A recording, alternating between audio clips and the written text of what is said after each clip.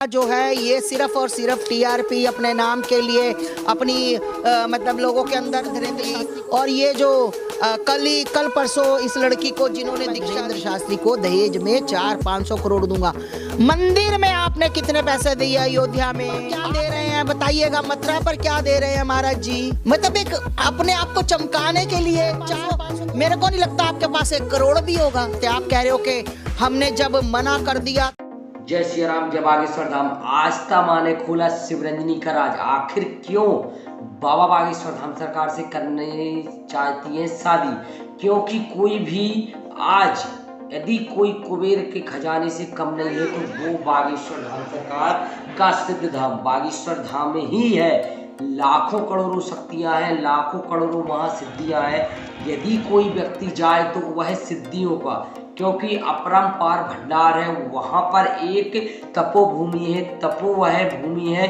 तो उस भूमंडल का मानो कोई भी कुबेर के खजाने का मालकिन बनना चाहेगा तो वीडियो के अंत तक बने रहे। संपूर्ण जानकारी मैं आपको इसी वीडियो में बताऊंगा। जो आस्था माँ आप सभी को समझाना चाहती हूँ वो भी मैं आपको इसी वीडियो के माध्यम से समझाना चाहता हूँ, क्योंकि वह सबसे बड़ी बात तो ये है कि लगभग शिवरंजनी तिवारी को 3 से 4 दिन गुरु दीक्षा लिए हुए और गुरु को इतना दृढ़ संकल्प, इतना वह दृढ़ विश्वास कैसे करना चाहिए शिष्य पर, क्योंकि रामकृष्ण परमहंस दास जी शंकराचार्य जी महाराज जी हैं अयोध्या के, और उन्होंने मानो यह तक बोल दिया है कि मैं 400-500 करोड़ का विवाह करूंगा। मैं अपनी स्वेच्छा से बागेश्वर धाम सरकार के वहां पर दहेज दूंगा और वहां पर मर्सिडीज वगैरह भी दे दूंगा। तो इनसे सुनिएगा, आप पहल कीजिए कि राम मंदिर में कितना चंदा दे दिया इनने।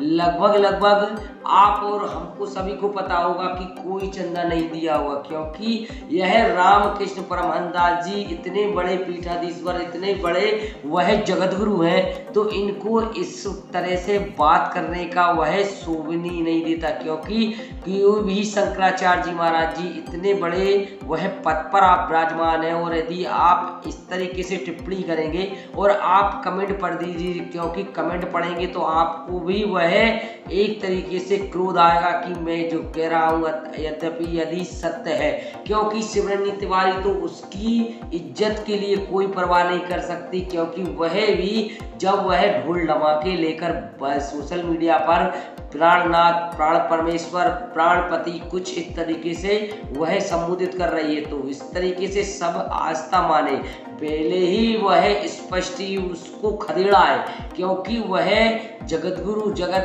माँ है और आस्था माँ सदैव वह पंडित धीरेन्द्र कृष्ण शास्त्री जी महाराज जी पर पक्ष लेती है और वह उनको गहराई से जान चुकी है पंडित धीरेन्द्र कृष्ण शास्त्री जी महाराज जी को।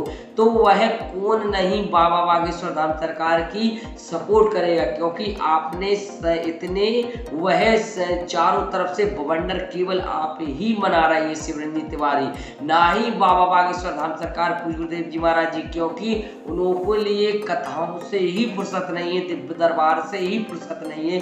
तो वह किस तरीके से आप उनको पीछे पड़ी हुई, यह लग रहा है कि मार्गदर्शन मार्ग में जो वह गुरुदेव जी महाराज जी चल रहे हैं उनके पीछे आप अड़ंगा बन रही हैं, वह मार्ग पर रोकने का प्रयास कर रही है। इस तरीके से यदि आप सोशल मीडिया के माध्यम से वह हल्ला बोल कर रही हैं और बागेश्वर धाम सरकार गुरुदेव जी महाराज जी को इस तरीके से बदनाम करने की कोशिश कर रही है, पूर्णतः इसका स्वभाव ही वह निकल के जरूर आएगा। जो आप और हमारे मन में चल रहा है कि कोई ना कोई इसके पीछे बहुत बड़े षड्यंत्रकारी लोगों ने शिवरंजनी तिवारी को ही टारगेट बनाया है, और वह क्योंकि महिला है और कोई कुछ नहीं कहेगा। यदि इस तरीके से वह बाबा बागेश्वर धाम सरकार को बदनाम करेंगी और इस तरीके से प्राणपति प्राणनाथ कहेंगी तो हो सकता है उनकी दाल गल जाए।